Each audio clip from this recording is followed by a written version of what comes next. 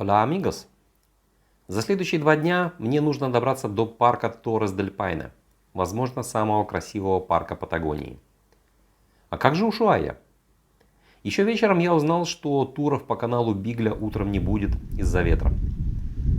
Оставался вариант трейла в горы, но плюс 4 и дождь с ветром с утра намекали, что в Ушуайю я приехал только чтобы поставить галочку. Типа побывал в самом южном городе. Я даже этому не расстроился, потому что еще по дороге сюда понял, что явно недооценил эти места. Сюда нужно приезжать на несколько дней, а не на полдня. Так что все еще впереди. В районе обеда сильный ветер растащил тучи, и я поехал обратно в Чили. Для съемок дроном ветер был слишком сильный, так что у меня даже не было проблемы выбора между дорогой и видами.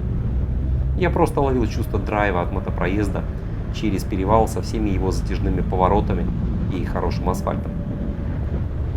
Горы сменились сначала лесом, а затем равниной. И чем дальше, тем больше меня напрягал злой боковой ветер. В итоге в Серра-Сомбреро приехал уже порядком вымотавшись. Хастерия Тункелен по сути единственный вариант ночлега в этом населенном пункте. Но по логистике очень удобный, недалеко паром обратно на материк. И неожиданно этот отель оказался очень уютным. И ужин был почти домашний, с хорошим вкусным супом. Прямо как в гости к хорошим друзьям заехал. Ну а с утра я первым же паромом отправился в сторону Торрес-дель-Пайне.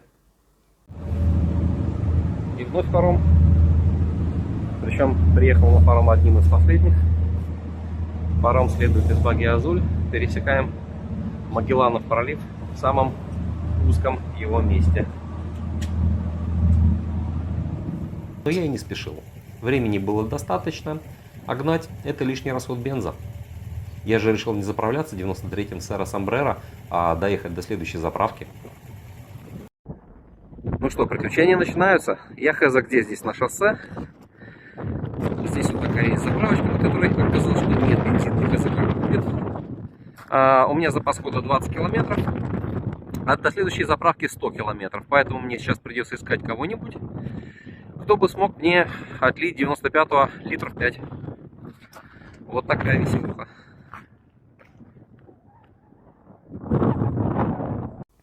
За следующие 2 часа проехала порядка 20 легковушек и остановилась только одна.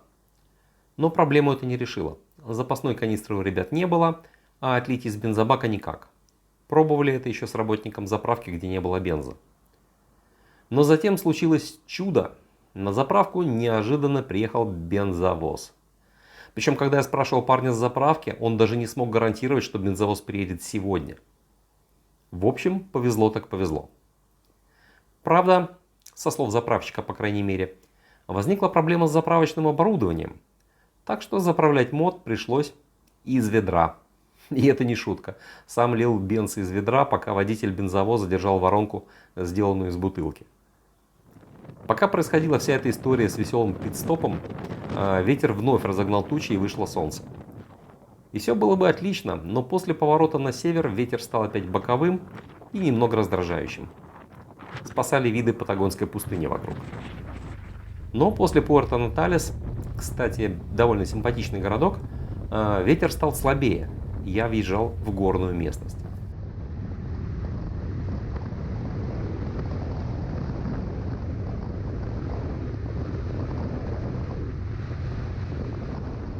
Километров за 60 до отеля асфальт закончился и началась грунтовка.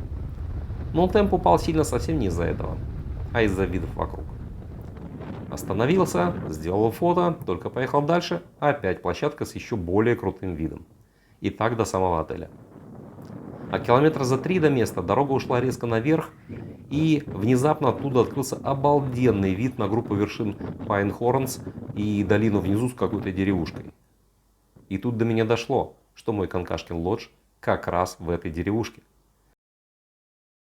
Место оказалось очень атмосферным и волшебным, и просто идеальным для Рождества. Вечер явно удался.